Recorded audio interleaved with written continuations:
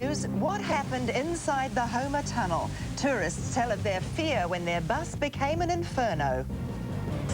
Tour operators and passengers are amazed everybody escaped unhurt from yesterday's tour bus fire.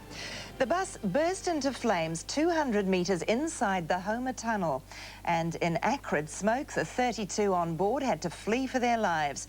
The tunnel on State Highway 94 between Te Anau and Milford was closed for much of today as debris was cleared and investigations began into the cause of the fire. Natalie Crook begins our coverage. A burnt-out hulk, today sitting outside the eastern entrance of the Homer Tunnel. Graphic evidence of the seriousness of yesterday's fire. The tunnel closed most of today as Transit New Zealand engineers and geologists moved on site to determine whether the blaze had left the scene unsafe.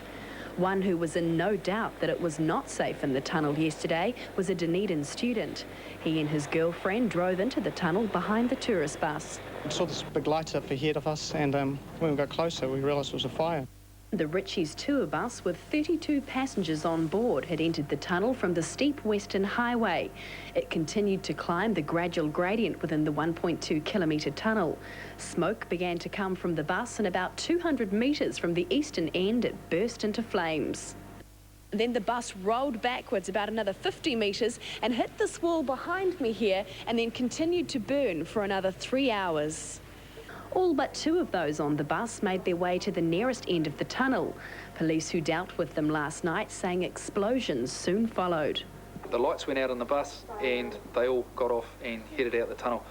On the way out the tunnel there appears to have been two large explosions, followed by possibly another one. Some of those who made it out at the eastern end of the tunnel required attention at the Te Anau Medical Centre last night. Fortunately for the two remaining tourists who chose to head for the western end of the tunnel, help was on hand.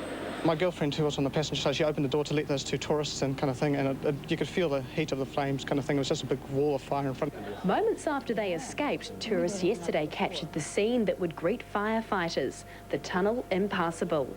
The rock wall was extremely hot, you couldn't touch it.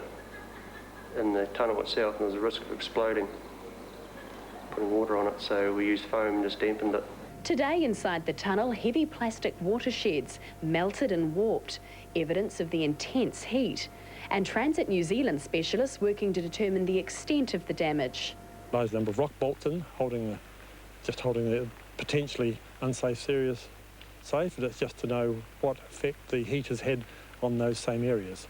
Transit's closure order had its effects in an isolated Milford Sound. They stayed on the Milford Wanderer just behind us there, and they had duvets and blankets and very cosy and pretty happy. The priority for the tourist operators in the Sound today, ferrying those trapped by the tunnel closure out of the area so they can get on with their holidays. Natalie joins us now from Queenstown. Natalie, the tunnel's reopened. Has the black log of tourists cleared?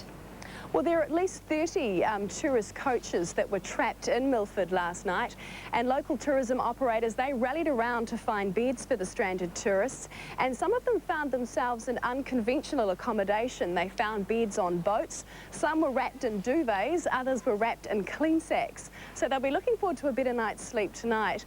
So most of the tourists have hit the road since the tunnel opened this afternoon, but the tunnel will close again tomorrow at approximately 7 o'clock for a couple of hours, so engineers can reassess the damage, and then it will be closed sort of over the next week or so intermittently, so they can continue with further repairs, but of course that will be at off-peak times. Natalie, thank you. Natalie Crook from Queenstown. And among